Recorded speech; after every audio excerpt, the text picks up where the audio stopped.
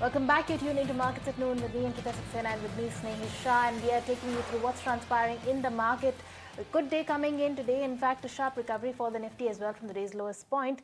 We are, comfortably sitting above the 26,140 levels for now on the Nifty. The recovery on Nifty and Nifty Bank also doing well today. In fact, right now it is turned absolutely flat, but it has seen a recovery of almost 100 odd points from the day's lows. But to weigh in on the markets and how should you be placing your bets, we are now joined by George Thomas, Fund Manager, Equity Quantum AMC, now joining us to weigh in on that. Hi, George. Thank you so much. Good afternoon to you, and thank you for joining us on the show. Thomas, no, we have seen the earnings season is over right now. It's largely in line. The earnings season was largely in line, but we also have a couple of domestic triggers that are lying. Whether it is a pent-up demand or, the festive season that has just gone by, the quarterly earnings are likely to improve, the tax cuts and the, rate cut that is on the cards. Are we likely to now see better days ahead? Because India has been a net performer as compared to the rest of the world. Yes, that's right. Good afternoon, and thanks for having me on the show. So when we look at the overall economic backdrop, inflation has been quite benign for some time now. And plus, with the recent tax cuts, when we do our channel checks and speak to companies, we are seeing some uptick in demand, especially the bottom of the pyramid, where affordability was hit for a long time. And even if we look at the earnings trend, there are signs of growth kind of picking up. That is on two things. One, with all the tax cuts which has happened, the affordability has improved. And the second thing is the last few quarters, the growth has been quite benign. So we are sitting on a very low base from which there is a good potential for growth at this point. Even when we look at our portfolio, we track something called as upside potential, which gives us an indication on the 2-year out returns. It's an estimate based on the individual stocks sell limits, as we call it, or the target prices in the normal parlance.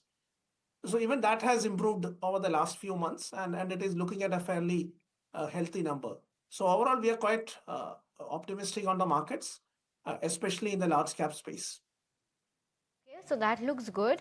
Mr. Thomas, hi, good afternoon. If you could give us a sense on what is your outlook amid the large cap spaces, which sectors are looking good, and would you now be re-looking at some of the export themes now that there is conjecture that we are inching closer to a US-India trade deal?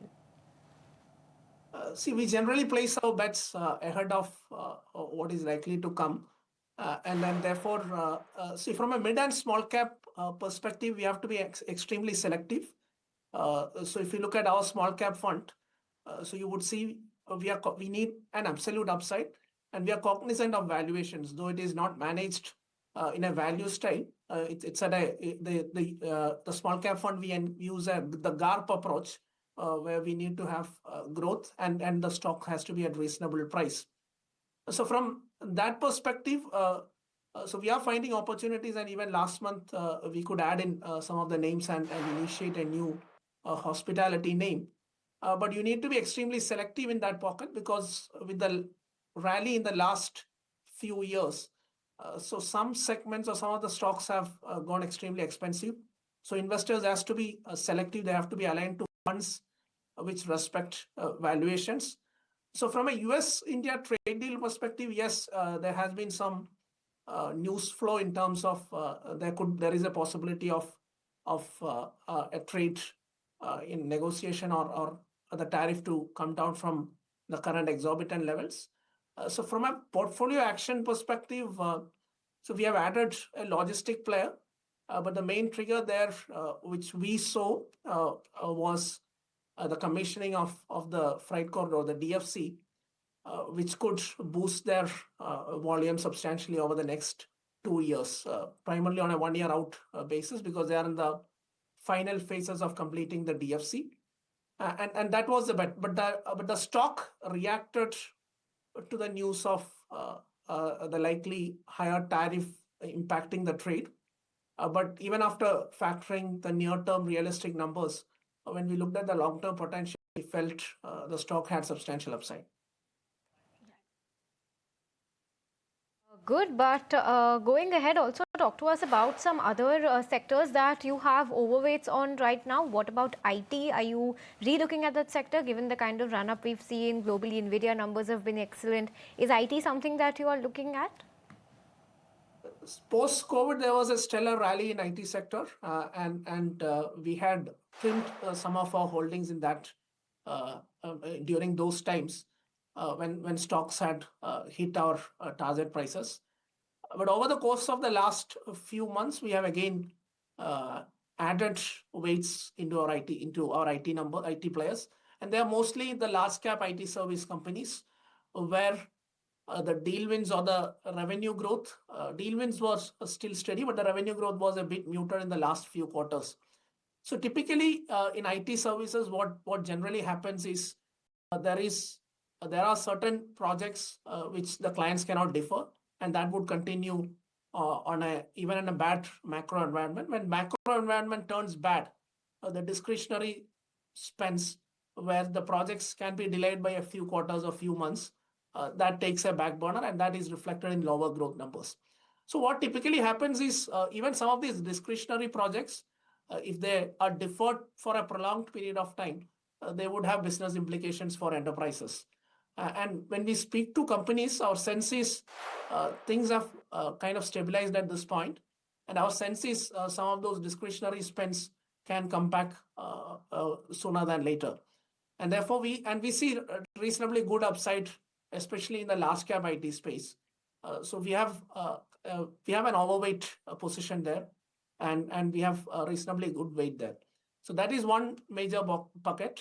The next major bucket where we have a sizable overweight is financials, which is a mix of banks and certain savings related themes like insurance and asset management companies.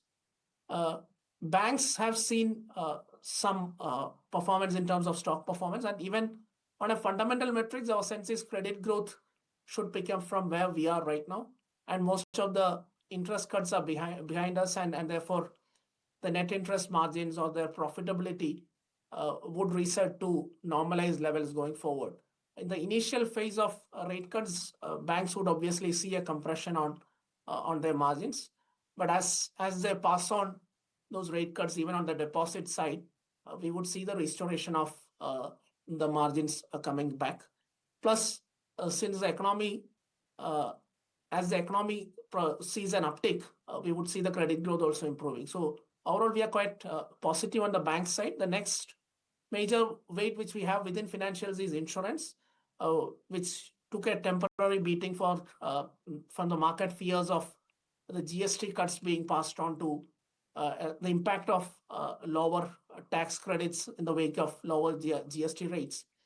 Even there, we are seeing our sense is, the ticket sizes could increase in the near term, and that should help them in terms of, getting back to those normalized growth levels. All right, on that note, George, thank you so much for taking the time out and joining us and being in the markets and the sectors as well. But with that, it's time for us to slip into a short break. Don't go anywhere. After the break, we're getting you more updates on the market. Stay tuned.